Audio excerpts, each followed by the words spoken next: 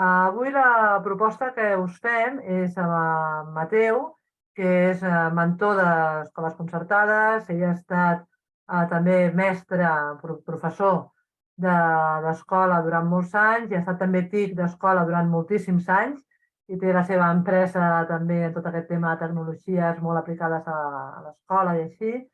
Doncs ell, com ha fet les formacions de mentoria digital, ha estat en tot el que se suposa que demana el departament, doncs hem demanat que ens pugui explicar des de dins què ha de tenir aquesta estratègia digital de centre. En principi, aquesta reunió, aquest webinar, quan el vam començar a pensar, era per aquelles escoles que per A o per B havien decidit no fer la FIC, d'acord, la formació aquesta de centre, però que havien de fer una estratègia digital i que no sabien ben bé com implementar-la. Aquesta és la idea original. Veient les consultes que ens heu anat fent aquests dies quan ens heu fet arribar, doncs el que farem és, primer, Mateu us explicarà com hauria de ser l'estratègia digital, són les recomanacions basades en el que diu el departament, i després comentarem tot el tema de si la FIC és obligatòria, no és obligatòria, els recursos digitals, tot aquest tema, d'acord? Tots aquests dubtes que han anat apareguent, els comentarem al final. Si són tots els que hem de ser, igual ens ajuntem unes 100 persones, que jo dubto que arribem, a aquestes 100 persones. Per tant, si hi ha més preguntes, seria complicat poder atendre verbalment. Sí que us agrairíem que ens ho féssiu arribar pel xat aquestes preguntes. En la mesura que puguem, anirem responent totes aquestes preguntes que n'hi hagi. Si veiéssim al final que se'ns fa llarg, tard, jo espero que no, doncs el que faríem és recollir-les igualment i quan us enviem la presentació, doncs també us enviaríem la resposta a les preguntes que ens feu. Aleshores, a partir d'aquí, doncs, Mateu, benvingut. Moltes gràcies. I moltes gràcies per poder-nos donar una mica, no sé si ens donaràs llum en la foscor, no? O si ens pots explicar una mica de què va, què hem de fer i què no hem de fer, i després ja anirem responent tots aquells dubtes que anem tenint. Doncs tot teus. Gràcies, Mateu. Gràcies, Eva. Benvingut a tothom. Gràcies per donar l'oportunitat de poder col·laborar amb vosaltres en aquest tema. Vagi per endavant, que aquí el que farem és intentar situar-vos una miqueta amb tot el que té a veure amb l'estratègia digital de centre, des de l'experiència que hem tingut, en aquest cas, portant escoles. Actualment soc mentor de 4 escoles concertades i hem tingut relació amb altres escoles que finalment han optat a no entrar amb el tema de la FIC i la mentoria, i per tant aquí intentarem poder fer una visió, portar una visió d'aquest projecte una miqueta a partir de les pautes que dona ensenyament i també a partir de l'experiència que hem anat veient amb l'escola concertada. Per tant, bona part del contingut ja vagi per endavant, està basat en recomanacions del departament i d'alguna manera s'ha fet orientat una miqueta cap a la realitat de l'escola concertada, que és lleugerament diferent al que serien el sistema o les escoles de titularitat pública. Doncs llavors, si us sembla, comencem. Aquí teniu una miqueta de fitxa, l'Eva ja us ha resumit, una miqueta el meu perfil. Vinc de la branca d'enginyeria informàtica i també he tingut una participació a nivell docent a l'àmbit de l'FP, d'escola concertada. I soc mentor des d'aquest any a 4 escoles en aquest moment. Llavors, ens anem a situar ràpidament amb què és l'estratègia digital. Segons el que diu el Departament d'Ensenyament, no ho consideren un pla, sinó que és una eina, un conjunt d'estratègies, valgui la redundància, que permeten que tant els alumnes, els docents i el centre puguin assolir la competència digital. Això seria una miqueta el marc, l'objectiu que seria una estratègia digital. Té un abast d'actuació ampli en tot el conjunt del centre, en tots els diferents àmbits, i l'ha de dur a terme, hi ha ara ho veurem més endavant, la Comissió Digital, que és qui la impulsa, però al final necessita la implicació de tot el centre, professorat, etc. Llavors, bàsicament, l'estratègia digital està separada en 2 grans blocs. Una primera part d'estratègia, que vindria a ser una planificació del que hem de fer per arribar a uns objectius concrets, amb les corresponents fases que té aquesta estratègia, que les anirem veient a la continuació, i una segona part de cultura digital, que aquí seria un recull d'accions, procediments, protocols que tinguin relació amb el concepte, amb l'element digital.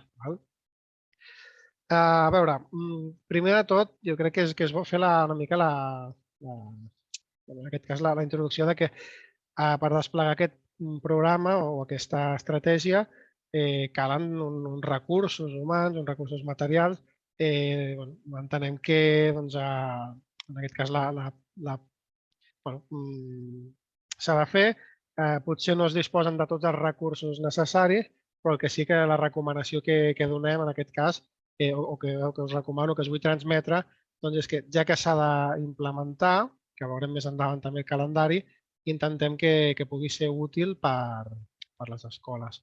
Per tant, ja no és únicament un tema de compliment, sinó trobar-li la utilitat en aquesta eina. Bé, comencem una miqueta aquí amb els gràfics per situar-nos. L'estratègia digital, com us deia, són dos àmbits. Al final no deixa de ser un mapa. Hem de situar-nos a on estem i on volem anar.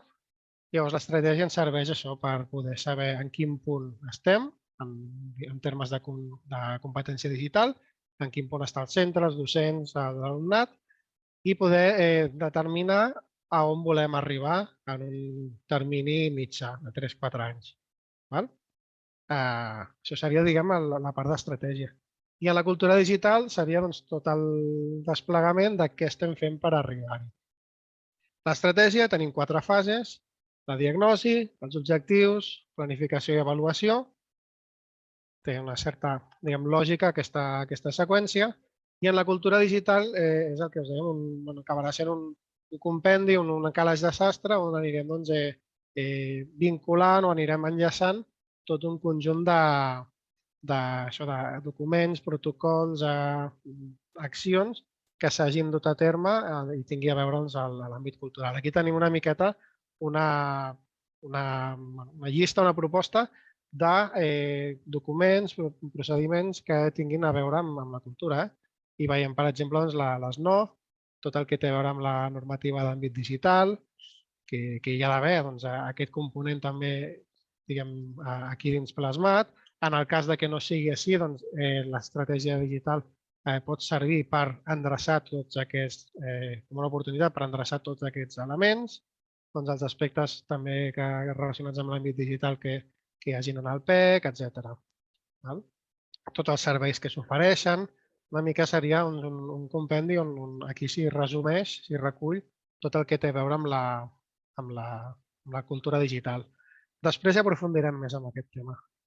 Ara és només per tenir una visió, diguem, una foto del conjunt. Qui impulsa l'estratègia digital? La comissió digital. Al final és l'òrgan o l'equip de persones que dinamitzarà aquesta implantació. Quina missió té? Doncs definir, implementar tota aquesta estratègia amb l'objectiu d'assolir el nivell més alt de maduresa i de competència digital des d'una perspectiva d'innovació i millora contínua. Això vol dir que un centre s'ha de poder situar d'avui per demà en un nivell, podríem dir, d'elit? No, no és aquest l'objectiu de l'estratègia digital. L'objectiu és saber en quin punt ens trobem i valorar amb els recursos i les capacitats que tenim com a centres on ens comprometem o on creiem que podem arribar en 3-4 anys. Això que quedi molt clar. Perquè sí que és cert que depenent d'amb qui es comenta o depèn d'amb qui es parla, veiem això que hi ha o s'interpreta una voluntat de voler tenir un grau d'ambició molt elevat.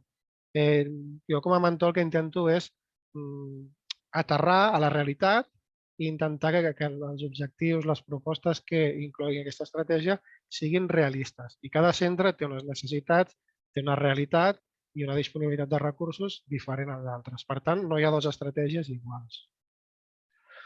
La comissió digital, si encara no l'heu convocat, quina recomanació, quina proposta es fa? S'aconsella que sigui un equip divers, heterogeni i multidisciplinar. Per tant, que hi pugui haver-hi totes les etapes representades, diferents perfils de professionals, de docents, que hi hagi algun membre d'equip directiu sempre és bo, perquè ajuda a que determinades accions ja es puguin prendre amb certa estratègia i que no sigui massa nombrós.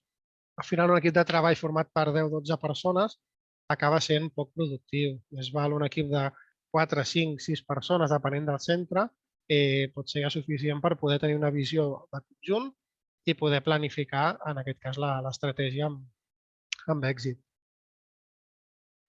Quina és la proposta que fa el departament? Per això aquí hem posat la imatge i la referència.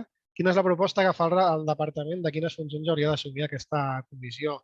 Bàsicament, s'haurien de ser els encarregats d'elaborar aquesta estratègia digital, tant l'àmbit de l'estratègia com la part de cultura digital, dinamitzar tota la comunitat educativa perquè les línies d'acció, perquè els objectius es puguin assolir, i també una part divulgativa per donar a conèixer l'estratègia digital dins de la comunitat educativa. Tot i així, que quedi clar aquest petit disclaimer que l'execució no correspon a la comissió digital. És a dir, la comissió digital té com a funció elaborar, dinamitzar i fer un seguiment. No necessàriament han de ser aquestes les persones que ho implementin. S'ha d'implicar tot el centre. A nivell organitzatiu, anem a tantejar una situació ideal. Seria bo que aquesta comissió digital tingués un calendari de treball definit. Per tant, tota la part d'implementació, tota la part de seguiment. De la manera que està plantejat és molt fàcil pautar-ho per fases i poder temporalitzar les diferents accions. Llavors és bo que hi hagi un calendari, encara que després ens pugui patir certes variacions, però que ja tinguem clar de quina manera es distribueix al llarg del curs i dels propers cursos la càrrega de feina que tindrà aquesta comissió. És bo també que ja tingui una assignació de temps o d'espai de treball perquè pugui assolir els seus objectius.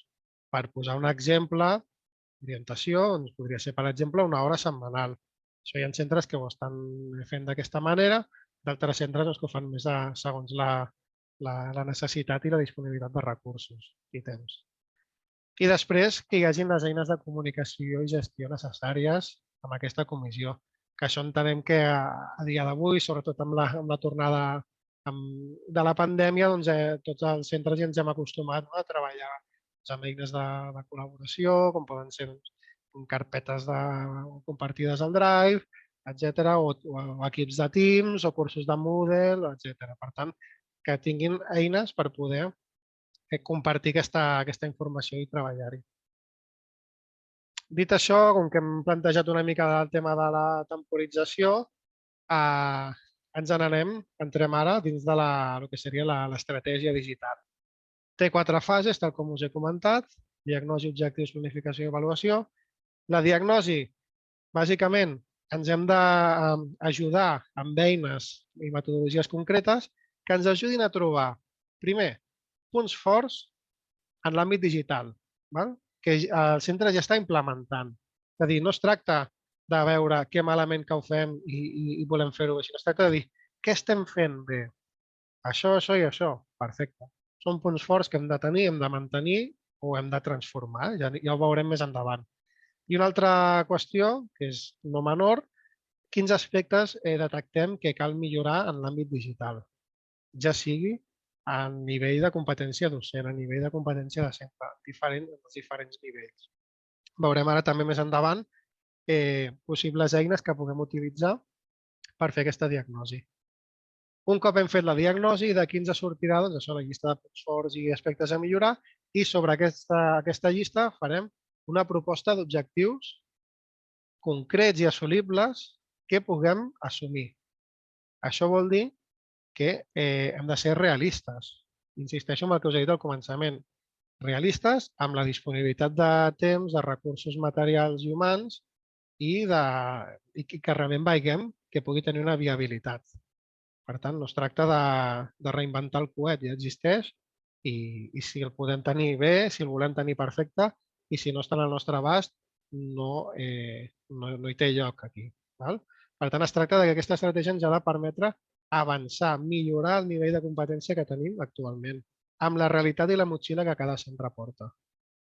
Un cop ja tenim definits els objectius, el que fem és planificar, entrar a un grau més de concreció i pensar quines activitats ens permetran assolir aquestes competències. Quina part del claustre o quins agents de la comunitat educativa estaran implicats tant en la seva execució com la participació i una proposta també de calendarització.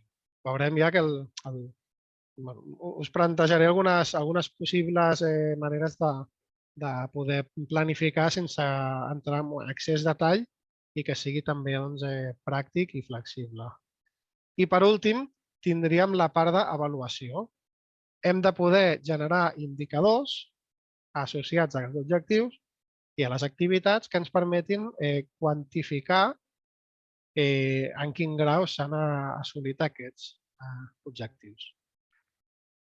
Ara el que farem és repassar fase a fase, també hem vist una miqueta la visió de tot, així una miqueta per aprofundir un palet més en alguns aspectes que crec que són més important tenir-ho clar. Si ens centrem ara en la diagnosi, el que us deia, hem d'identificar punts forts i aspectes a millorar i des del departament es fa una proposta d'eines a utilitzar, en aquest cas per a fer la diagnosi. Una pregunta tipus és obligatori haver d'aplicar totes aquestes eines? La resposta hauria de ser que no. Són propostes i, en tot cas, la realitat de cada centre, la disponibilitat de temps, recursos, permeteu-me que insisteixi molt en aquesta vessant, és la que determinarà quines eines al final us convenen més o us convenen menys. Llavors, el que primer podem fer és una diagnosi a partir dels ítems, que seria la primera franja superior, aquesta que és un verd més claret. Anem a revisar quins indicadors tenim del centre, tant del PEC com si teniu el PLATAC. D'aquí es poden obtenir ja indicadors. Per tant, el que ja tenim fet, d'alguna manera, és anem a processar-ho i a diagnosticar en quin moment es troba. L'eina estrella, o que permeten fer una diagnosi més objectiva, és l'eina Selfie. Hi ha com dues parts. Una primera part que el que fa és, o que està enfocada és per obtenir una primera diagnosi sobre l'ús de les tecnologies en tota la comunitat educativa. I si es vol anar un pas més endavant i aprofundir i tenir una informació més veraç, més completa de la competència digital dels docents, seria complementar-ho amb el qüestionari de Selfie for Teachers. Amb aquesta segona eina, cada docent acaba tenint una aproximació en quin nivell de competència digital està. Pel centre és important perquè ens permet tenir una informació molt qualitativa, molt completa, en quin moment està. És cert que també té un impacte en el temps, en la dedicació que implica i, per tant, aquí cada centre ha de valorar fins a quin punt vol arribar. D'acord? És obligatori fer el Selfie for Teachers? En principi no, no hauria de ser. Què és el recomanable? Com a mínim, poder desplegar l'eina Selfie, com a mínim, perquè d'aquí, a partir d'aquests qüestionaris, ja comencem a obtenir possibles punts on puguem obtenir punts forts i aspectes a millorar. Altres eines que podem utilitzar, enquestes i qüestionaris, a docents, alumnes i famílies, per exemple, per facilitar, en aquest cas, la presa d'informació amb les famílies. No costa res fer un Google Forms o algun altre sistema diguem que sigui similar per poder tenir una mica la visió de les famílies, etc. Podem també partir de l'observació i l'anàlisi. Al final, la intuïció tampoc ens falla. Podem aportar el nostre coneixement, la nostra visió del centre en conjunt i d'aquí treure punts forts o mancances que hi veiem, aspectes a millorar, i és del tot lícit, no ens estem inventant res, però sí és cert que si només basem la nostra diagnosi en l'observació, queda una mica coixa. És bo que part de la informació la puguem, o part de la diagnosi la puguem basar també en metodologies i eines concretes. També és important i és molt útil a partir d'entrevistes, cap de departament o d'àmbits, cap d'estudis o famílies en concret, per poder també tenir una visió, poder tenir un feedback més qualitatiu. I això, d'aquí d'alguna manera, en aquesta columna us detallo quins elements podríem mirar d'obtenir a partir d'aquestes entrevistes segons l'àmbit. L'alumnat ens interessa molt posar el focus en el nivell de grau d'inclusió digital, grau d'assoliment de la competència digital. Amb els docents, des del grau també d'assoliment de la competència, també la formació que consideren necessària, usos metodològics, de les tecnologies, etc. I en quant al centre, al final són ítems que també són una miqueta més estratègics, més de visió de conjunt, que també seria bo que en aquesta diagnosi es puguin tractar. Això, a la franja del mig del taronja trauríem indicadors més aviat quantitatius i a la franja aquesta verda inferior serien indicadors més aviat qualitatius. Bé, un cop tenim tot això, el que s'ha de fer és identificar els objectius, que seria la segona fase. A partir de tot el que hem detectat a la diagnosi i sempre en coherència amb el PEC i el PDC, doncs basar els nostres objectius.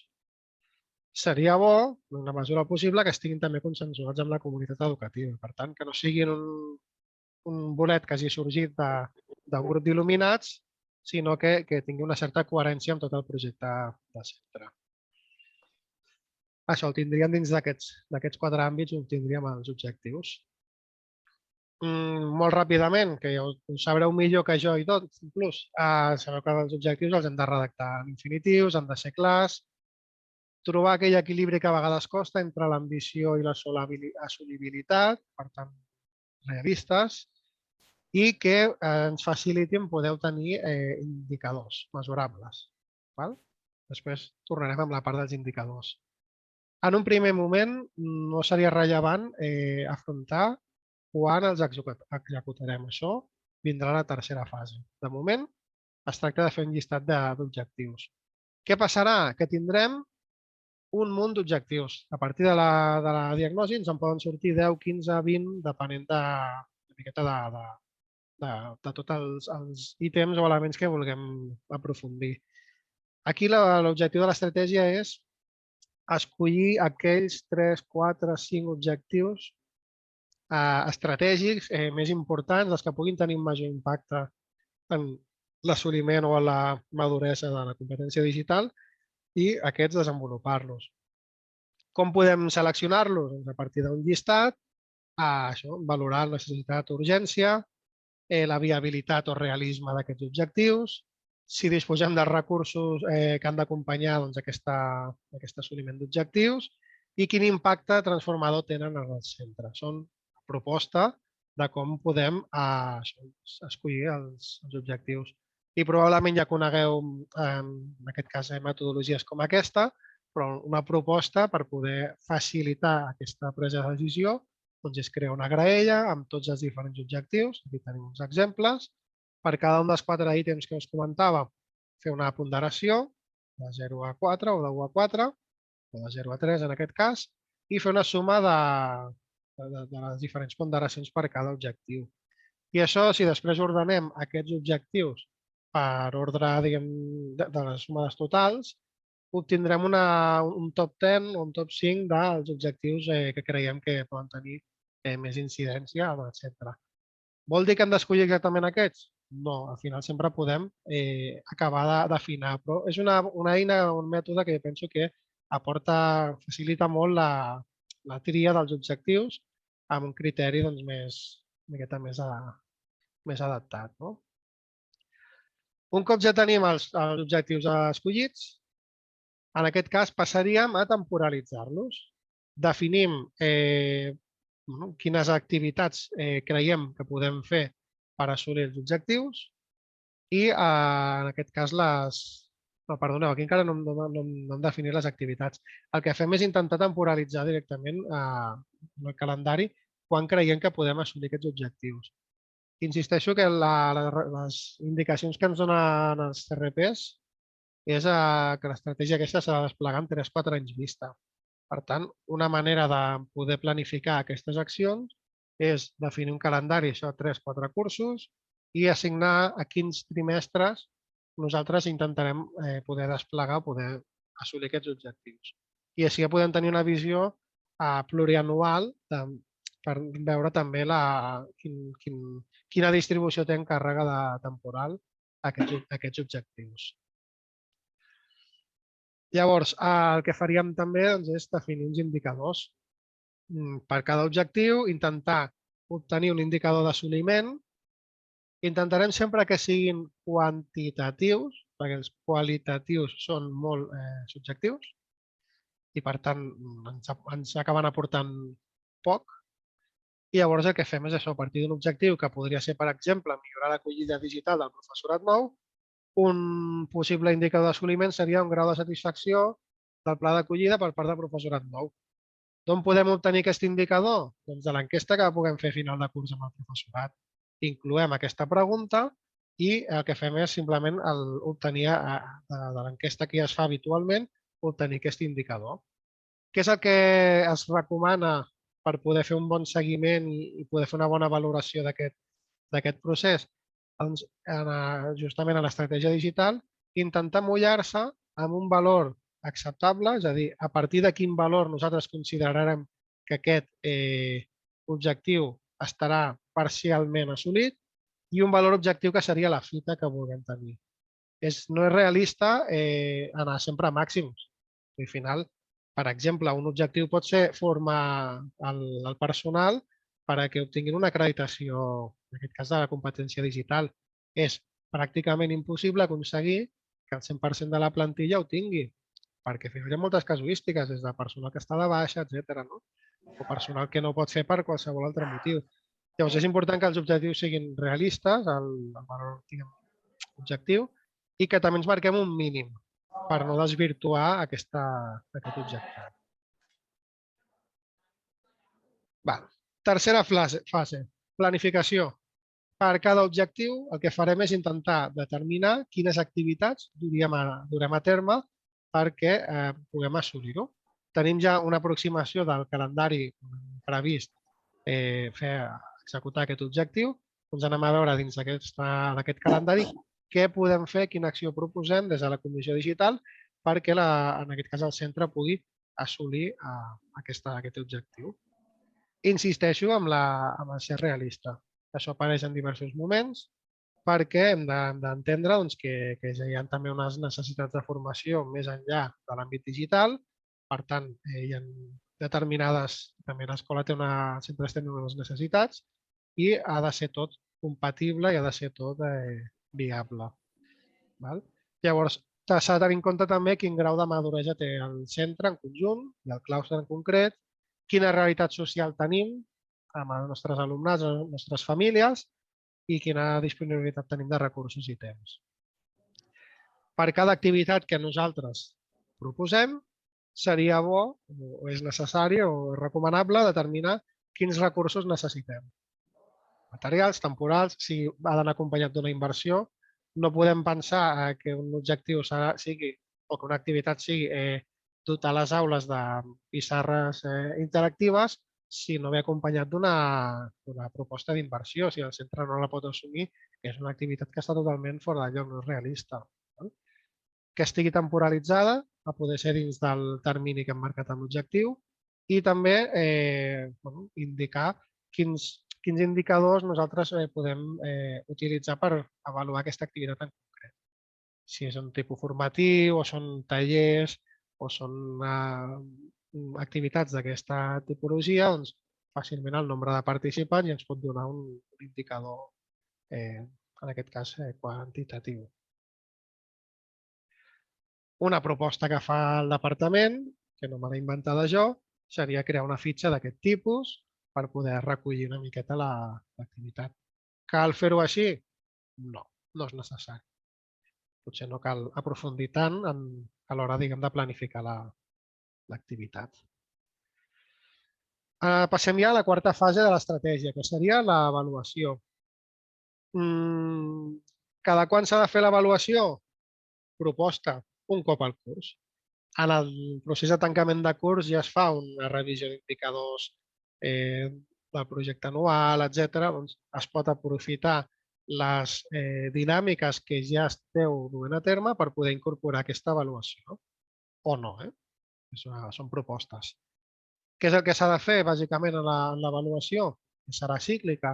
Doncs bé, revisar quines activitats s'han executat i poder determinar quin assoliment s'ha obtingut a partir dels indicadors que hi havíem inicialment previst.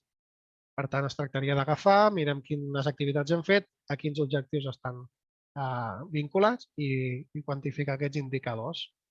I al final el que anirem veient és quin grau d'assoliment dels objectius que ens havíem marcat estem aconseguint.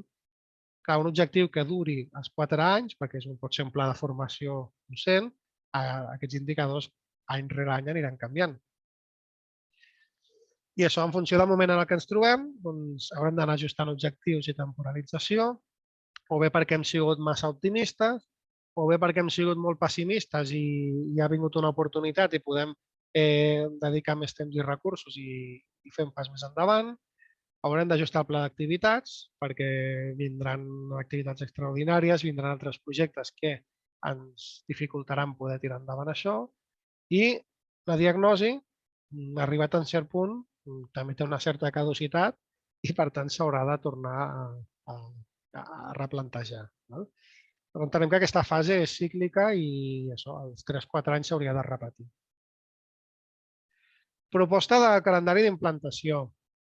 És un calendari agafat per pinces, però creiem que és significatiu, perquè el basem amb les informacions que hem rebut per part del departament i d'aquí una mica la importància. El deadline, les dates claus que tenim seria que a finals d'aquest curs 22-23 els centres han de tenir una estratègia digital en marxa. O si més no, tota la part de planificació feta, per tant, les 4 fases ja documentades. Partint d'això, fem un pas endarrere i la proposta de repartiment que es fa seria en el primer trimestre, que pràcticament ja estem a les acaballes o queda poquet, seria constituir la comissió digital, si és que no la teniu, planificar tot el desplegament de l'estratègia i fer la part de diagnosi. Això seria una miqueta l'objectiu que es podria tenir en un primer trimestre. Segon trimestre es podria focalitzar en concretar objectius i activitats i deixar pel tercer trimestre, que seria una miqueta el tancament d'aquest pla, doncs definir uns indicadors d'assoliment. Què pot passar? Que durant el curs ja fem alguna de les activitats que tenim previstes en els objectius. No passaria res. Però una miqueta, un pla realista podria ser destinar els recursos, els temps d'aquest curs, que estem ja en marxa, a poder tancar el que seria l'estratègia digital i la implementació, l'execució, a partir del curs vinent. Insisteixo, si es pot fer alguna cosa aquest curs, benvingut, sí, però un pla realista seria aquest. I a partir d'aquí, els propers 3-4 cursos, anar fent l'execució de les activitats, anar avaluant parcialment els indicadors i en funció de la previsió que hagueu volgut adquirir a l'hora de definir l'estratègia, al tercer o quart curs poder fer un tancament de tota l'estratègia i tancar indicadors i poder treure també unes conclusions i avaluar quin impacte ha tingut aquesta estratègia per, en un futur, ja veurem d'aquí 3-4 anys com evolucionarà aquest projecte, tornar a iniciar aquest cicle. Això seria una mica el calendari d'implantació. Tot això, estem acostumats a fer documents i plans i memòries i tot això. Què és el que ens proposa el departament o quina proposta es fa? Doncs anar documentant aquesta estratègia a mesura que cada fase es vagi finalitzant. Per tant, no és un document que s'ha d'anar treballant i presentar a final de curs, sinó que és un document que a mesura que anem completant cada una de les 4 fases de l'estratègia ja les podem anar publicant. Cal tenir molta literatura? No. No és un pla, és una estratègia, és una eina, ha de ser útil per a les escoles. I, per tant, no cal que vagi acompanyada de grans grans parrafades ni grans introduccions. L'important és, a partir d'una diagnosi que s'ha fet, que hem utilitzat un munt d'eines i de metodologies, anem a resumir molt breument. Hem utilitzat l'eina Selfie i a partir dels resultats que hem analitzat hem determinat els següents punts forts. Pam, pam i pam. I hem detectat els següents aspectes que podem millorar com a centre. Pam, pam i pam. I si voleu, poseu algun gràfic, però no és necessari. És a dir, ha de ser alguna molt resumit. No cal que estigui publicat tots els resultats de la diagnosi. Que us heu treballat molt, us sentiu molt orgullosos i voleu compartir-ho amb la comunitat educativa, cap problema, enllaceu els informes, però no és necessari. Val? El que sí que, d'alguna manera, les indicacions que ens donen els diferents CRPs, com a mínim on m'he anat relacionant jo, el que ens demanen és això, que hi hagi de forma molt esquematitzada aquests punts que us comento. Amb els objectius igual, graella d'objectius als finalistes, els que hagueu escollit. Tots els que s'han quedat en el tinter, no és necessari compartir-los. Llavors, la segona part de l'estratègia, que era la cultura digital, és un calaix de sastre on anirem enllaçant documentacions, procediments, protocols, etc. Qualsevol document que tingui a veure amb la cultura digital del centre. Insisteixo molt amb les 9. Sabem que les 9 no es poden modificar amb tanta facilitat o amb tanta rapidesa com altres documents. Han de tenir alguna referència a l'ús de les tecnologies, perquè és una realitat. Al final, l'ús de les tecnologies ens porta a situacions de disciplina i que, per tant, també han d'estar recollides aquí. Si això hem de preveure que hem de tenir final de curs, i això ha de passar, en aquest cas, pel Consell Escolar, etc., és una de les coses una de les accions que ja es poden planificar o avançar. Sí? I això seria una mica. Quin format ha de tenir, en aquest cas, la documentació que generem de l'estratègia digital? Es proposa o s'aconsella que sigui en format web, perquè ens permet tenir una certa dinàmica que es pot anar modificant al damunt del que ja tenim i ens permet que sigui accessible des de la pàgina web del centre.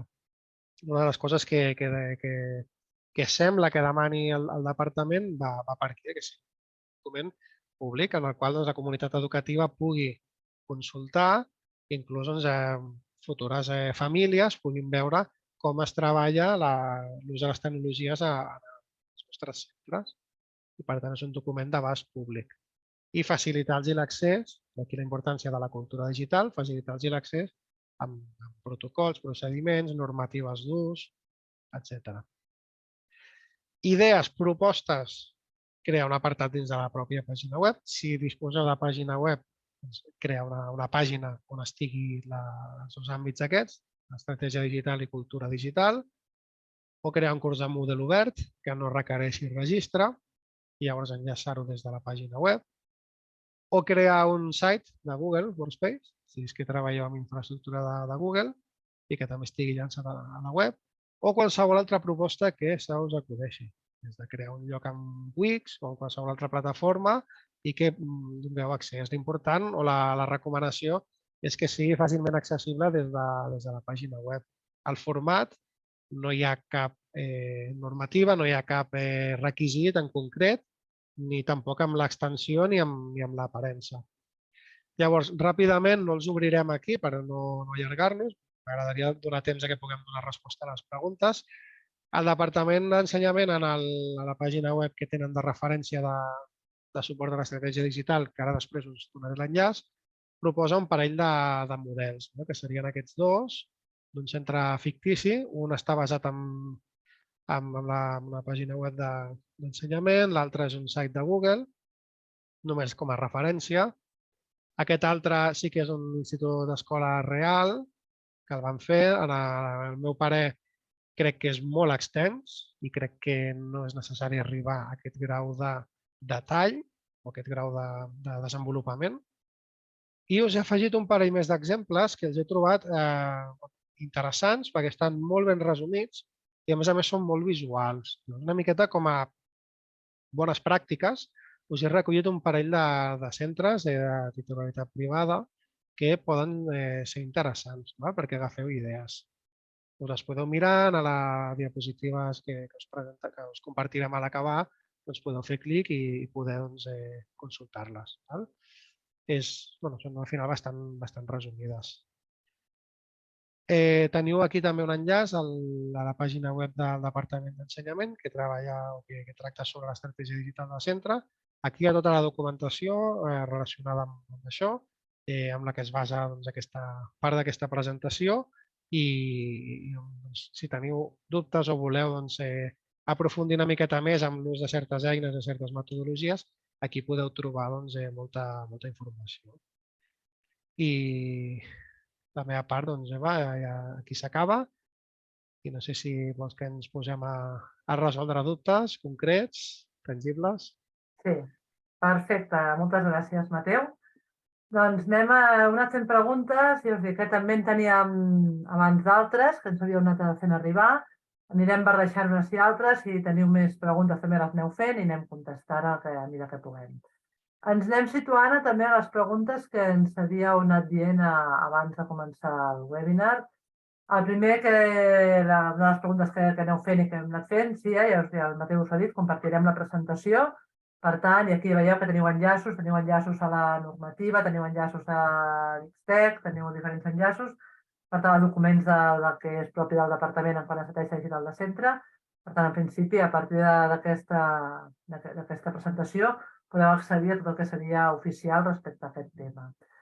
De les preguntes que ens aneu fent també és la mentoria digital, o sigui, si jo necessito com a escola algú que m'acompanyi a fer aquesta mentoria per l'estratègia, perquè m'ajudi aquesta estratègia digital de centre, perquè em guiï una mica, la mentoria i la FIC, la formació interna de centre, són indivisibles. Han d'anar totes a una i, per tant, no podem com a escola dir-li al departament vull un mentor perquè m'acompanyi a fer l'estratègia, però no el vull per fer la FIC. Per tant, si decidim estar amb el departament, hem de dir que sí a les dues coses o dir que no a les dues coses. En el cas d'escoles que, per exemple, ens heu comentat que jo la FIC no la vull fer perquè ja tinc el claustre format i crec que ara mateix no és el moment, pel que sigui, perquè tinc un pla de formació, perquè tinc el claustre format, perquè crec que ara a mi no m'està portant, i heu de fer l'estratègia digital i realment teniu alguns dubtes, no dubteu en parlar nosaltres amb la FEC, per això us hem fet aquí el meu mail, per veure si us podem ajudar d'alguna manera en acompanyar-vos amb l'estratègia digital de centre. La FIC és la que mana el departament. Ara anirem parlant també de la FIC perquè, malgrat que no era el motiu d'avui, sí que pensem que és important amb els dubtes que teniu que puguem anar resolent. Per tant, això, si algú vol fer estratègia digital i no vol agafar mentoria al departament i té dubtes, que pregunteu-nos i mirem a veure com us podem ajudar. Pel que fa a l'estratègia digital, abans d'anar-nos entrant ben bé en la FIC, Mateu, ens preguntaven, l'eina Selfie o Selfie for Teachers, qui ho rep? Ho rep el docent, la direcció, la comissió digital? L'eina Selfie, el que s'ha de fer és un registre com a escola i a partir d'aquí et permet customitzar, personalitzar els formularis que ja té per defecte. Ens permet afegir preguntes per si volem ampliar una miqueta l'abast de les qüestions i està pensat per fer-lo arribar bàsicament a alumnes, a docents i en diuen equip directiu. Serien a tots els docents que tinguin càrrecs tipus caps d'estudi, direcció, etc. Cada nivell té un grau de participació en diferents àmbits d'aquest anàlisi. Sí que és cert que, per exemple, els que són equip directiu tenen preguntes més relacionades amb estratègia i els docents tenen preguntes més relacionades amb la implantació de metodologies, usos d'eines, etc. Per tant, l'eina Selfie serviria per això. Selfie for Teachers, per defecte, és un qüestionari individual en el qual el docent, després de fer un seguit de preguntes bastant extenses, acaba tenint un informe molt visual i és molt interessant, en el qual et dona una aproximació en quin nivell competencial et trobes. Si les respostes són sinceres, et dona aquest indicador, aquesta visió. És anònim i, per tant, el centre no podrà saber mai amb exactitud què ha respost cada persona. En aquest sentit, es poden obtenir dades globals, però no dades concretes d'una persona. Per tant, tot això està respatlat per la Comissió de la Unió Europea, per tant, no és una cosa que sigui de fàcil manipulació, que diguem. És bo, inclús, hi ha gent hi ha entitats, organismes, que recomanen fer la Selfie for Teachers de forma periòdica, per exemple, un cop a l'any. Però ja no tant com a obligació, sinó per voluntat pròpia del docent, per anar veient també com evoluciona aquest grau de competència digital. Al final són recomanacions. Perfecte. Hi ha altres preguntes que és bo perquè anem preguntant i es van responent elles mateixes aquí en el xat. Per tant, hem de preguntar si està en català el selfie, ens han dit que sí, per tant ja podem Bé, seguir. permeten fer el mateix de l'idioma. La plataforma Selfie no està en català, però sí els qüestionaris es poden ficar en català. Llavors, tota la part de gestió s'ha de fer en castellà, anglès o l'idioma que vulgueu, però sí que podeu escollir que els qüestionaris es facin en català. Perfecte. Em pregunten també, no, és que ja heu fet les preguntes abans, en principi, ara ja les anirem responent. Si veieu que no són respostes, doncs ens ho tornem a posar en el xat, però en principi ja ara anirem responent tot el que ens veu fer prèviament. Una altra pregunta sobre l'estratègia digital, ens diuen, si no hi havia, si és que s'havia parlat potser de que hi havia un espai per cada centre proporcionat per la Generalitat per anar pujant els documents i els resultats d'aquesta estratègia digital. Tu us han dit alguna cosa, això, a les mentories?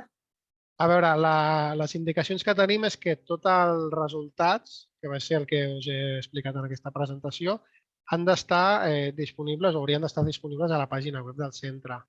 Llavors, cada escola té una realitat diferent. Hi ha escoles concertades que treballen amb Àgora, de l'Ixtec, hi ha escoles que tenen la seva pròpia plataforma o dependents de la congregació o institució d'on depenguin. Al final, l'espai és aquest. Sí és cert que alguns CRPs estan, a més, demanant compartir, sobretot els que tenen el mentor finançat pel departament, demanen compartir documents de treball dins d'una carpeta compartida del Drive. Però el que seria el resultat de l'estratègia digital, el que s'hauria de projectar de cara a la comunitat educativa i l'exterior, amb una pàgina web o un apartat de la vostra pàgina web, un site, etc. En principi, això seria el que hi ha. Si algú no disposa de cap plataforma, sabeu que amb l'Ixtec podeu crear també eines d'entorn de Google Workspace i, per tant, a través d'allà podríeu crear un petit site on estigui l'estratègia del centre. Seguim. La pregunta del millón, no? O sigui, el departament em diu, el CRP em diu que la FIC que és obligatòria fer-la. És obligatòria des de la FEC, que us hem anat dient ja moltes vegades. No ens poden obligar, ningú ens pot obligar a fer una formació determinada perquè la formació és potestat de la titularitat del centre. Per tant, el departament, i de fet en un dels FEC informes ja us anàvem indicant, dit pel propi director de la Direcció General de Currículum, ja ens deia que no se'ns pot obligar a fer la formació. El propi departament va dir que si algun CRP ho ha dit és perquè d'alguna manera no ha entès bé els comunicats que els hem dit des de la Direcció General. Per tant, no és obligatori fer la formació. Com a fet que podem dir o no? Doncs, cada escola sabrà en quin punt està en competència digital del seu professorat i en com està amb l'estratègia digital del seu centre. Aleshores, aquelles escoles que realment penseu que al nivell de competència digital necessiteu poder tirar endavant, pot ser que baixi bé poder-la fer, aquesta FIC. Aquelles escoles que moltes ens aneu dient, no, és que jo ja tinc el claustre format, hem fet molta formació, doncs no us poden obligar a fer-la. Això és el primer que hem de dir. Certament, quan va començar tot aquest tema, que estem parlant de fa un any i poc, ens deien que la formació era per treure'ns una competència digital docent. Us en recordeu, era el missatge que ens donaven. Com hi ha hagut moltes queixes en l'àmbit que dèiem ara, de dir, No, no, és que jo ja tinc el claustre format i, per tant, per què l'he de formar amb un nivell inferior al que ja tenen? Han canviat el discurs. I el discurs que ens diuen ara, els TRPs, és que la formació ens serveix per treballar conjuntament l'estratègia digital de centre. Val? Això és el que diuen i això és el que n'hi ha. I que de regalo, doncs si fas la... Sabeu que hi ha diferents models per poder fer la FIC, si fas la de 40 hores, de regalo et donen el certificat A1. Val? Faig així una mica la broma, però en algun CRP realment ens ho diuen així. O sigui, per tant, ara el que ens estan explicant és que no és per treure la competència digital docent, sinó que és per poder treballar conjuntament l'estratègia digital amb el claustre.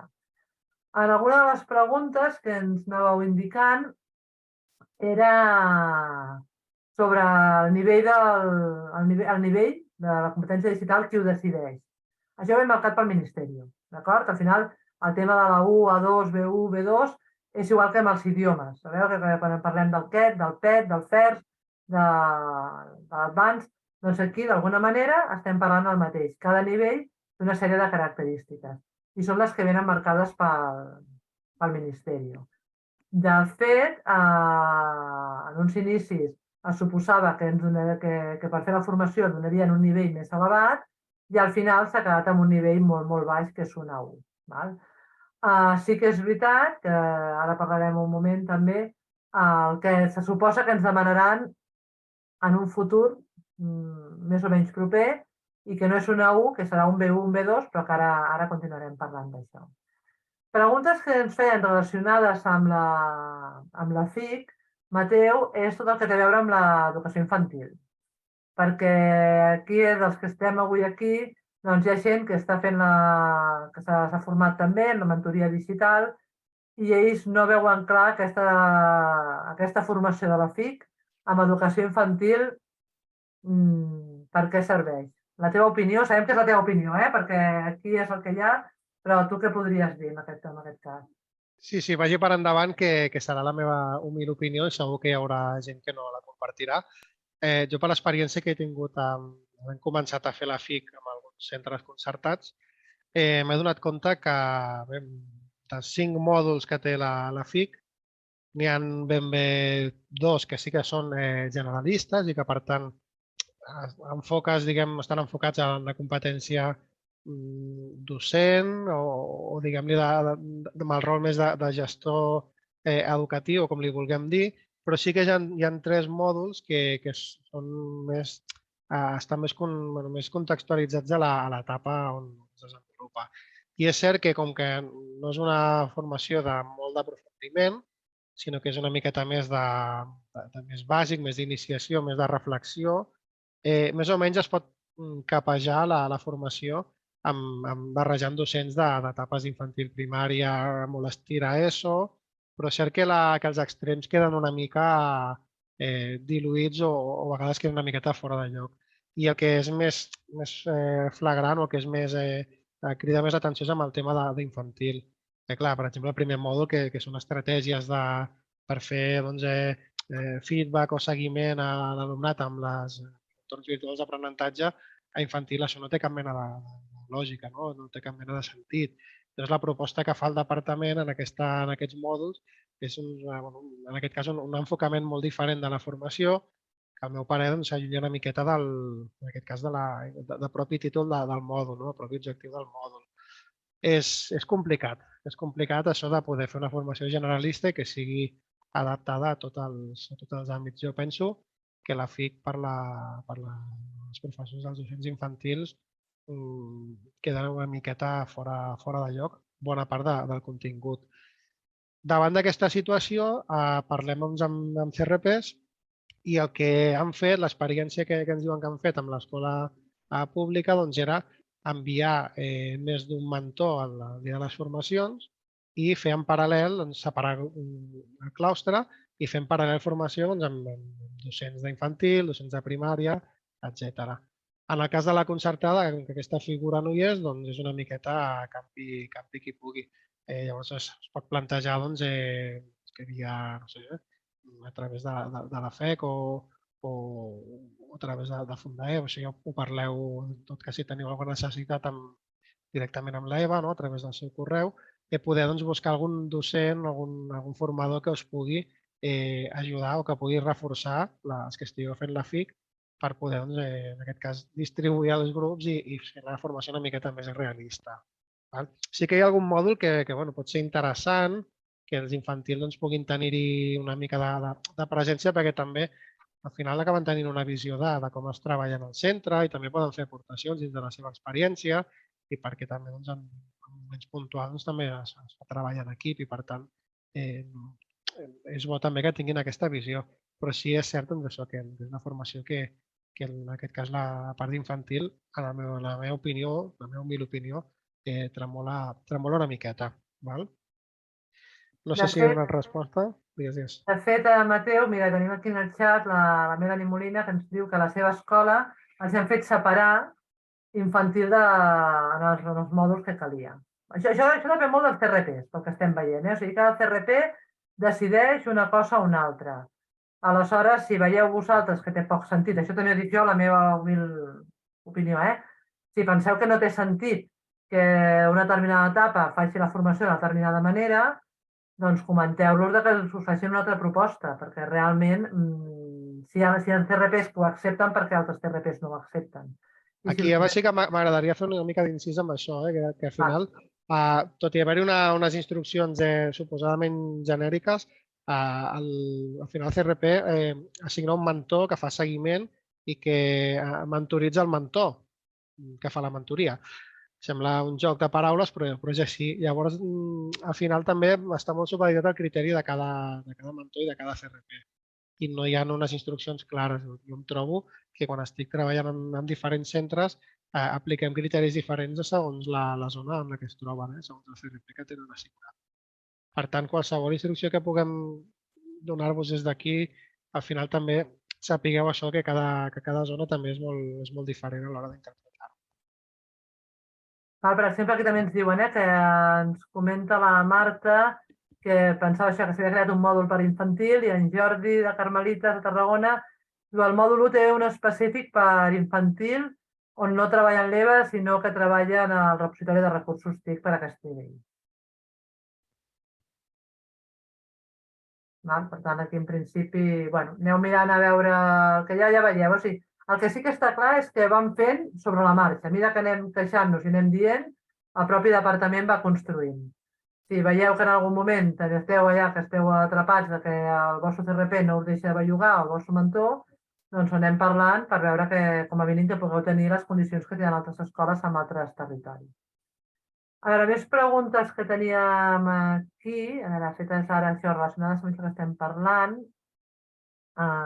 Ens pregunten també, Mateu, si un cop tinguem l'estratègia digital, el pla TAC desapareix? Això hauríem de preguntar-ho a l'administració educativa.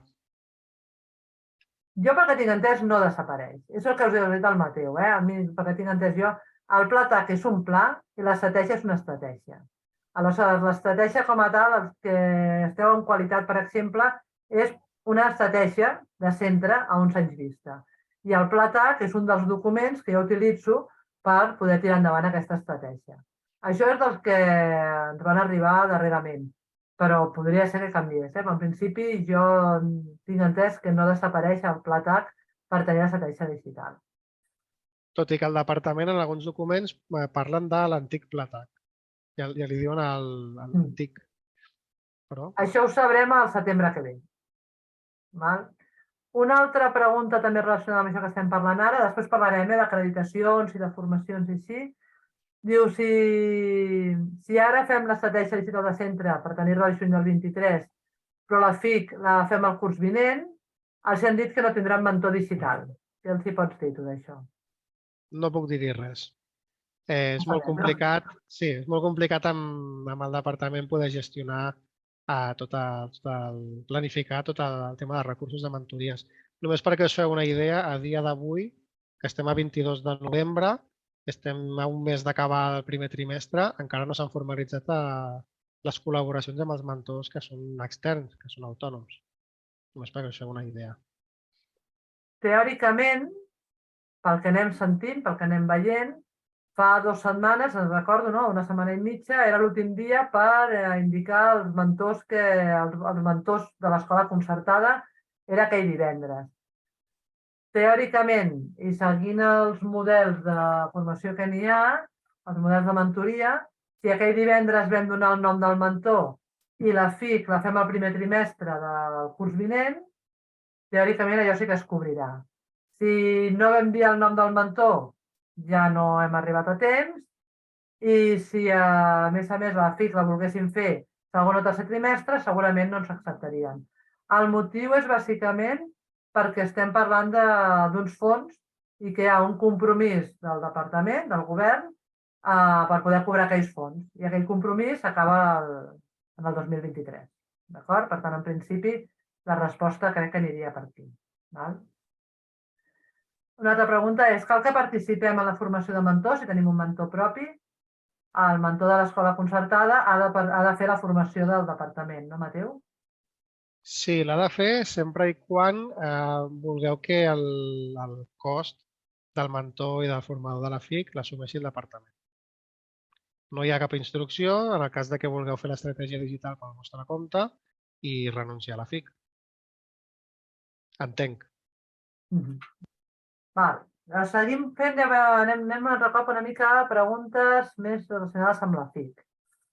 El Jaume preguntava, i repreguntava el Jaume, però de molta més gent, el tema d'acreditar la competència digital docent o en formacions anteriors o amb un selfie per pitjars hem vist que no perquè és anònim. O sigui, es pot acreditar d'alguna manera? Ara mateix la resposta és que no. De fet, va haver un moment, aquest inici de curs, que el departament, perquè nosaltres com a FEC ho vam reclamar molt, és una cosa que portem reclamant des de l'inici, va semblar que potser ho permetien, van estudiar-ho amb alguna congregació de les nostres, els van presentar la documentació i els va presentar tot el que havia fet aquella congregació durant aquests últims anys, i finalment la resposta va ser que no acreditaven res. Per tant, en principi, torno al mateix, ells, el govern, el que ha fet en general és determinar que tanta gent fa la formació i amb aquest percentatge de gent que fa la formació es rebran uns fons que aquí després, com no volem encendre més focs dels necessaris, doncs ja sabem aquests fons cap on van a parar. Aleshores, clar, ells necessiten sí o sí que la gent faci la formació, per això no acrediten, d'acord? Per això el Mateu us deia i de fet sempre hem dit, feu la formació només si creieu que és necessari i si creieu que vosaltres amb això us aportarà. Si no us aporta res, doncs no ens veiem obligats a fer-la. Què més ha sortit? Ha sortit ara, a finals de setembre, va haver unes reunions amb el departament, on com a FEC també vam anar-hi, i va sortir Tenim aquí també el Miquel Gil, que també de la FEC, que ens ho explicarà si cal. Han sortit com unes subvencions que tenen dos noms, el Miquel, digue'm, l'Eco, com es diu? L'Edu dic que... no me'n recordo el nom. Sí, bon dia.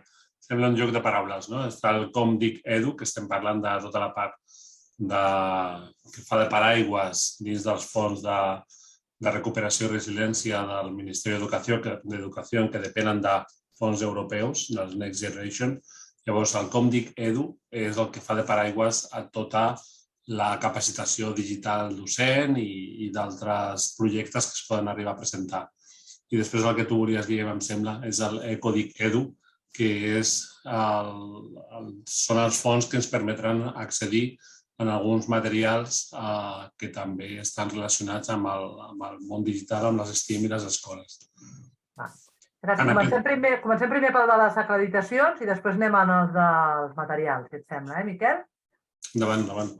Anem primer amb el que dèiem, el tema d'acreditacions, amb aquest paraigües, van sortir, o sigui, se'ns ha dit que ara probablement desembre o potser gener sortirà una subvenció, d'acord? Que de fet anirem la setmana que ve a parlar amb el subdirector general d'aquest tema, que és per fer formació als nostres mestres, als nostres professors, als centres que puguem fer formació, que estem acreditats per poder-la fer, per tal que el professorat rebi o al nivell B1 o al nivell B2 de la competència digital docent, marcada pel Ministeri, I sembla ser, veieu que som molt prudents amb això, sembla ser que són unes acreditacions que podrem fer bastant a la mida de l'escola i del professorat que tinguem. No com ara que tothom fa el mateix, sinó que sí que, a veure, com hi ha una acreditació és el mateix que diem, no? Si hi ha un FEST, hi ha un FEST.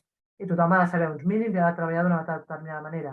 Però sí que sembla ser que podrem adaptar-ho bastant més a les escoles i a la realitat que tinguem. Per tant, això per un cantó. Tindrem una formació, podrem desenvolupar una formació per tal que aquest professorat de les nostres escoles tingui el B1 i el B2 sense necessitat d'haver fet la FIC. O sigui, l'AU de la FIC no és condició ni necessària ni indispensable per poder accedir aquí. Per tant, aquí encara no sabem ben bé com hem de fer-ho, però sembla que podrem fer-ho d'alguna manera d'aquestes, per poder tenir aquest B1 i B2, que sembla que és el nivell que ens exigiran a la majoria en un futur proper. Després hi ha dos apartats més dins d'aquesta acreditació, que és per projectes d'innovació, també des de la FEC estem treballant i per això estem amb el departament mirant què ens podem presentar com a projectes d'innovació i què ens aporta, si és aquesta formació dedicada a una formació a mida per l'escola, si això pot incorporar maquinària o no, que realment no tenim clar, però sí que hi ha aquesta segona fase. Una cosa és la formació del docent individual, l'altra és la formació del claustre, que també la podríem treballar, i hi ha una tercera fase, que és, en el cas de fer grans comunicacions o congressos o així, doncs també que ho podríem treballar i també veure què podria acreditar o què no podria acreditar. D'acord? Per tant, aquesta és una part que ara estem treballant amb el departament nosaltres perquè ens informin bé, de manera que quan surtin les subvencions, tots sabeu que quan surten subvencions d'aquestes hi ha molt poc temps per reaccionar, doncs com a escola concertada puguem reaccionar i puguem fer alguna cosa. Mirarem a veure amb la mesura del possible. Després tenim també, si el Miquel el deixo que també ens expliqui tota la part més de ferro, de dotació de recursos, i que també en principi hi ha una part de subvenció que el Miquel ens ho pot explicar i jo mentrestant segueixo mirant les preguntes per anar responent. Doncs Miquel, a l'altra part d'aquesta subvenció, a l'Ecodic Edu, ens ho pots explicar? Sí, l'Ecodic Edu també ha anat evolucionant des de la primera reunió que vam assistir a finals de setembre fins a la presentació que es va fer fa uns dies per part del departament, del conseller a Terrassa. Llavors, ha anat evolucionant quin accés teníem les escoles concertades en aquests materials. Actualment, i sembla que de forma força definitiva, l'accés que podrem tenir és hi ha 5 apartats. Un és l'apartat d'escoles maker, que aquest només serà per les escoles públiques. Volen dotar com unes aules maker en les escoles públiques i això només tindran accés a aquestes escoles. Després explico per què. Unes aules digitals vivencials, que és com li han dit, que seran aquelles que podran accedir als centres d'educació especial, sigui quina sigui la titularitat, tant si és concertada com si és pública. Uns equipaments de robòtica. En aquests equipaments de robòtica, finalment, i això és un dels canvis que s'ha produït, tindrem accés a totes les escoles, tant de titularitat pública com concertada, llavors, o titularitat privada, millor dit. Llavors, tindrem accés a totes les escoles sostingudes als fons públics, al cap i a la fi. Això ens arribarà segurament al segon trimestre del 2023, i tal com està previst és que tinguem accés a un catàleg de materials en funció de l'etapa, perquè hi haurà una dotació per unes etapes, per primària i una dotació per secundària. Llavors, en funció de l'etapa tindrem accés a un determinat catàleg i ens donaran un crèdit per cada escola, amb la qual podrem fer la combinació de compra que necessitem. També una de les pors que teníem era que es fessin uns kits tancats i que no tinguéssim opció a poder modelar-lo en funció de la necessitat. Sembla que finalment no és així, sinó que tindrem aquest mix, aquest catàleg al que podrem accedir. I per últim hi ha dos objectius més, 2 packs més, que són les pantalles interactives i unes maletes audiovisuals. Pantalles interactives, ja sabem, els monitors que posem a les aules interactius, i les maletes audiovisuals, que seran, en aquest cas sí, uns kits de material audiovisual, el croma, el trípode, la càmera, aquestes coses, que en aquest tindran accés les escoles concertades, totes les públiques i les escoles concertades amb més d'un 30% d'alumnat de necessitats educatives. Llavors, el mix que finalment s'ha configurat és aquest. El fet de determinar aquest llindar del 30% d'escoles, perdó, de les escoles amb més d'un 30% de NESE, està establert ja a la publicació que va fer el Ministeri d'Educació a la seva resolució en el BOE. Llavors, és un fet que és força rígid i que ens permet, tot i que naturalment des de la FEC hem parlat amb el departament per veure si això podíem acabar d'eliminar aquesta rigidesa i s'ha fet també contacte amb el Ministeri d'Educació. Però ara per ara aquesta limitació la tenim. De tot això s'ha fet ja alguna publicació, si no recordo malament, en el FEC Informa i segur que conforme vagin obrint aquestes convocatòries perquè tinguem accés, també naturalment anirem informant. Ara encara estan en un procés de licitació de proveïdors. D'aquí a poc, em sembla que tancaven ara al desembre el procés de licitació de proveïdors, és a dir, aquelles empreses que oferiran aquests serveis en nom del departament. Miquel, oi que això ha anat variant? Perquè sí que ens fan la pregunta de que el tema de la robòtica, si no era també si tenies més d'un 30% d'alumnat NESE, i això és una cosa que hem aconseguit, no? Una de les coses que hem anat reclamant s'ha obert a tothom. Sí, això, la primera reunió que vam assistir el 29 de desembre, sí, correcte, Núria, crec que era Núria que feia la consulta. Sí, en aquella reunió el 29 de setembre ens van comunicar que només tindrien accés és a dir, no tindríem accés a cap dotació de monitors ni d'equips audiovisuals i només tindria accés no volia dir tota la informació per no confondre, però només tindrien accés als kits de robòtica a aquelles escoles amb més de 30% NESE. Bé, aquesta limitació en quant als kits de robòtica, el catàleg de robòtica, millor dit, s'ha eliminat. Ara per ara, la informació que s'ha tramès és que tindrem accés a totes les escoles en aquest catàleg de robòtica. Perfecte. Més preguntes, Mateu, que alguna de les que ens havien fet i que m'havia saltat. Per fer la FIC, a l'escola, on ha d'entrar? L'Ixtec, l'Odissea, l'Ixicar, tot això que a vegades ens costa situar-nos?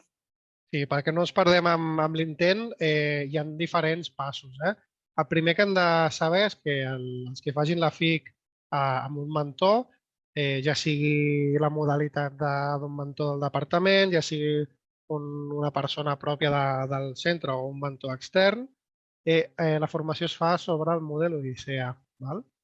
Llavors, si fem passos enrere, què implica fer la formació amb l'Odissea? Primer de tot, que tot el personal, tot el claustre, tingui l'usuari de l'Ixtec. Per tant, si teniu previst fer la FIC, etc. i tal, el primer que heu de fer és assegurar-vos que tot el personal té l'usuari de l'Ixtec. Si té la contrasenya caducada, gestionar la renovació. Si no ha estat donat d'alta, fer-ho. No cal esperar-se a l'últim moment perquè si no, llavors els primers dies de la formació s'enrareix una miqueta la dinàmica perquè hi ha gent que té dificultats per accedir-hi. Aquesta és la primera. La segona és que un cop ja tenim clares les dates de la formació, el CRP el que fa és habilitar el curs, la formació, en el GCAR, que és l'aplicació on es poden inscriure els docents de la formació. Aquesta inscripció és obligatòria per totes les persones que assistiran a la FIC. Si no s'inscriuen en aquesta formació, no apareixen després a les actes i, per tant, no seran susceptibles de poder rebre l'acreditació. Per tant, us haureu d'assegurar que tot el personal que ja tindrà l'accés a l'usuari Ixtec, a més, tingui accés a l'aplicació GCAR, que això ho podeu gestionar des del centre. Llavors, heu d'habilitar també que tot el personal tingui accés a Odissea, que s'inicia sessió amb el DNI i una contrasenya, que és diferent a la de l'Ixtec.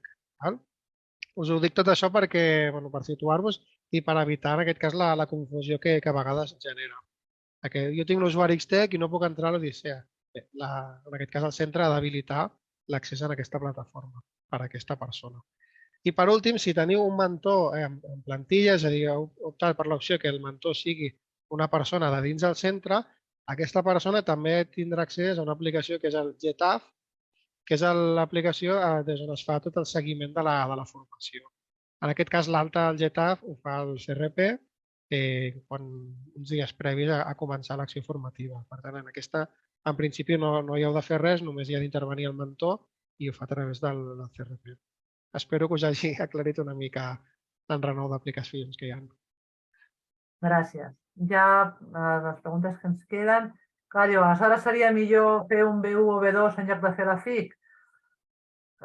Pues depèn de la situació de cada escola. Clar, si tenim a la gent més o menys formada i ens l'acabaran reclamant el B1 o B2, doncs la FIC, ja us hem dit, la FIC és si penseu que realment pot ser útil per l'escola i per agafar una idea del claustre, perquè també és una de les preguntes, Mateu, que ens fan, és, en principi la FIC és per tot el claustre o per un número molt elevat de persones del claustre, no?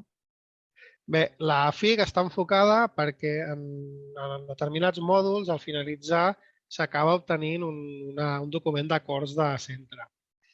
En com s'utilitzen, doncs, per exemple, com es fa el feedback dins de les plataformes les seves, etc. Per tant, com que hi ha aquest component que també generen aquests espais més reflexius, més de consens de com implementar certs àmbits a l'àmbit digital, es considera una formació de centre i que, per tant, la teoria ens diu que hauria d'assistir tot el claustre o una part significativa del claustre. Què entenem com a part significativa? No hi ha ningú, cap CRP que s'hagi mullat a dir-me quin percentatge consideren bo o no. Tenim dubtes, perquè hi ha escoles que prefereixen o que han optat per que la formació sigui voluntària. El dubte que tenim és com es gestionarà això des del departament, si s'acceptarà o no que una formació adreçada a 90 persones en claustre només hi assisteixin 30 o 20. Perd una mica l'oportunitat que té la FIC de poder arribar a acords de centre, perquè és això una miqueta, no? I llavors algunes dinàmiques també queden una mica desvirtuades de la pròpia formació perquè no hi ha una part significativa del claustre. Jo en aquest sentit no us puc donar més informació que la que tinc, que és aquesta. Val. Aleshores, clar, amb el que dèiem del B1 B2, doncs, en funció de com estigueu, se sap que a la llarga ens acabaran exigint el B1 B2 del professorat. Per tant, i que no és imprescindible tenir la U per arribar a aquest B1 B2. Valoreu. Clar, també hi ha un comentari, diu, clar, si hem dit que sí al departament, abans podem tirar enrere. No sé, tu, Mateu, tens idea si la gent es pot tirar enrere o no? No ho sabem. Hi ha una bústia d'informació que crec que és de memòria, mentories digitals o mentoria digital a rextem.cat, on allà està publicada en alguns documents, on allà teòricament resolen tots els dubtes. Hi ha molts dubtes que no s'acaben de resoldre perquè tinc la intuïció que no s'acaba de tenir molt clar. Penseu que a dia d'avui no hi ha cap acord formalitzat amb cap mentor, malgrat que estem treballant amb les escoles per poder complir els terminis. Partint d'aquesta premissa, no sé, si no hi ha res firmat, crec que s'hauria de poder decidir si algun centre ho decideix, la meva opinió. En qualsevol cas, si algú està en aquesta situació, la recomanació seria que parleu amb el mentor de referència que tingueu al CRP i li exposeu una mica de la situació i a veure quina solució proposen. Sempre ens podeu informar, si voleu, per saber, perquè nosaltres n'aprenem molt de les vostres realitats. Aleshores, quan si un ho ha fet i no li ha posat problema i un altre ho ha fet i sí que li posen problema, aleshores és quan us podem ajudar. Per tant, aquí, amb la mesura que vulgueu i ens vulgueu contactar, us intentem ajudar. Si es fan aquests cursos, ja us dic que la setmana que ve fem la reunió amb el departament, perquè com encara no han sortit les bases i no sabem com seran, però això és la notícia que ens han donat. Com es pagaran aquests cursos? I sí, en principi, se suposa que és una subvenció. Per tant, és com quan es fan els cursos del Consorci o quan se'n fan cursos amb la Fundae. O sigui, en principi, són cursos que han d'estar subvencionats d'alguna manera. En principi, per tant, en principi no hauria d'haver cost. Aquesta és en principi, que no m'ho deixi. I també, ja repeteixo, si alguna escola diu no, jo la FIC no la vull fer, però sí que vull algú que m'acompanyi una mica en definir l'estratègia digital de centre, perquè algú que m'ho ha preguntat a mi personalment, la meva resposta és envieu-me un mail, digueu-me quina escola sou, quina és la vostra necessitat, parlem amb vosaltres i mirem de trobar-vos, hem de trobar la manera de poder-vos acompanyar de manera que tampoc que no suposi cost i que puguem fer-ho plegats. Aquí, en principi, és el que ara mateix, així, públicament, podem treballar. I diria que no hi ha més preguntes. No sé si algú té la presentació, l'enviarem per mail, això sí, ja ho torno a repetir. I no sé si algú té alguna pregunta més que hagi quedat en el tinter. Si algú la té, doncs la faci ara. Hem dit que intentaríem ser puntuals. Sembla que no. Doncs jo us repeteixo, qualsevol cosa o així que tingueu, nosaltres us agraïm que ens aneu informant perquè del que diu un, del que diu l'altre, del que diu l'altre, cada CRP és un món. Quan anem a la direcció general, no? Ui, això no ho hem dit. Doncs mira, això, si teniu mails d'aquells, a vegades són aquells escandalosos, ens els feu arribar també i perquè nosaltres després això amb el departament ho anem treballant. I a mesura que anem sapiguent coses. Sí. Eva, disculpa, tenim una matxacada, del José Luis. Val, doncs, perdona, José Luis. Hola, perdoneu, que és que només he tingut una trucada, hi ha hagut una part de l'acreditació que no he pogut atendre, disculpeu. Però jo havia enviat unes preguntes a la prèvia i era si podia formular alguna, perquè crec que no s'havia respost, si em podíeu ajudar. Vale? Digues, sí, cap problema. Intento ser breu, però, per exemple, nosaltres no hem trobat una part igual és per desconeixement, de normativa, de marc normatiu de l'estratègia digital de centre. Vosaltres en sou conscients d'això? O en teniu... O sigui, no ens hem enterat o... Mateu, respons tu. Responc fins on crec que sé o fins on la meva intuïció em diu. Insisteixo en que no és un pla, sinó que és una estratègia i que, per tant, posem en quarantena el que ara us vindré a dir, no és no és un desplegament que s'hagi de basar en cap normativa en concret. Val? Per tant, partim d'aquesta premissa. El que sí que tenim com a referència és un portal web, que està a les últimes diapositives que us he plantejat, i allà és on està tot això. En quant a terminis, en quant a requisits, en quant a, en aquest cas, obligacions, ho basem tot amb les converses que hem anat tenint amb els diferents CRPs, en aquest cas és de la FEC amb reunions a nivell de direccions, etc. I bàsicament poc més podem afegir, almenys per la meva part. Jo crec que és molt probable, de fet ara estava intentant obrir el document, que amb les normes d'inici de curs, quan allà aparegui, doncs allò ja serà d'obligado compliment. Doncs és molt probable que al setembre ja ho tinguem, o al final de curs, que és quan surten les normes d'inici de curs, doncs ja tinguem... L'estratègia digital de centre ens obligaran a tenir-la, això segur. La FIC no està obligada, però l'estratègia sí. I sortirà probablement, perquè no hi ha una resolució, no hi ha cap norma legal, però sortiran en algun moment i aleshores això que dèiem ja no tindrem temps de reacció. És que el nostre, jo us ho preguntava perquè el nostre mentor extern ens ha repetit diverses vegades que el 30 de juny l'estratègia està, diguéssim, publicada i, clar, nosaltres anem una mica ofegats com per el 30 de juny ens plantejàvem si el juliol podíem acabar, però sembla com que no, i era aquesta discussió de situació. Aquesta data, si em permets, José Luis, és una data que va corrent una mica, en aquest cas, amb els missatges que donen els CRPs. Jo entenc que és la data en la que ells fan el tancament i sí que tenim intuïció que hi ha una voluntat també de fer un seguiment d'aquesta implantació de les estratègies i, per tant, fer si m'ho permeteu dir, auditar una mica que s'està desplegant l'estratègia, que s'està fent de forma correcta i suposo que és la data a partir de la qual començaran a avaluar l'impacte d'aquesta acció.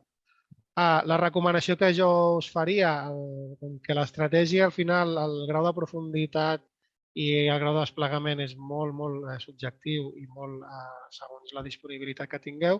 Si esteu ofegats en quant a temps, jo entenc que la vostra estratègia potser tindrà un abast no tan impactant com podria tenir unes altres condicions. En tot cas, què és el que es podria fer? Reduir d'alguna manera l'abast o plantejar-se una revisió de la diagnosi dels objectius a un any vista, per exemple. Això no hi ha lloc on t'ho prohibeixin. Anem a fer ara una proposta de mínims i per poder arrencar, per poder complir, però també començar a fer aquest camí, I en lloc d'esperar-nos d'aquí 3 o 4 anys a fer la revisió, plantegem-nos una revisió d'aquí un curs o 2. Molt bé. La meva opinió és que ningú us ho pot prohibir, això. No, t'ho agraeixo. Puc fer una altra? Sí, i tant. Perdona, ja que tinc... Mira, nosaltres ens trobem que som un centre de 95 docents, més o menys, i clar, el tema de la FIC ja ho hem consultat amb ells, no? I ens és enviable. Llavors, la pregunta és molt concreta.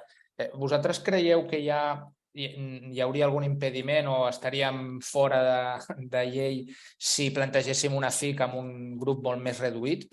És a dir, un grup de 30 i pico persones que realment poguéssim abastar? Això, la resposta te la donarà el CRP. Nosaltres, amb alguna escola que té una situació similar, al CRP la resposta és que és formació interna de centre, que com que hi ha acords de claustre a prendre, la participació ha de ser majoritària. Quan ja els expliques que és una escola concertada, que la formació no és obligatòria, que a més ja hi ha escoles que tenen un pla de formació que no contemplaven la FIC i ara, a més, se'ls sumen 30 hores, que està inclús fora de conveni, doncs aquí jo almenys no he tingut cap resposta concloent. Clar, és que hi ha l'altra realitat, és que diguéssim que l'aportació que et donen per a la FIC és la mateixa, tinguis 2 línies que tinguis 6. I llavors, clar, és a dir, intentar acompanyar en aquesta formació a 90 profes, nosaltres ho veiem inviable. I en poc sentit. Sí, fora de sentit comú. Altra cosa és que intenteu plantejar de fer una formació paral·lela i mirar a veure si per fundar o així ho podeu...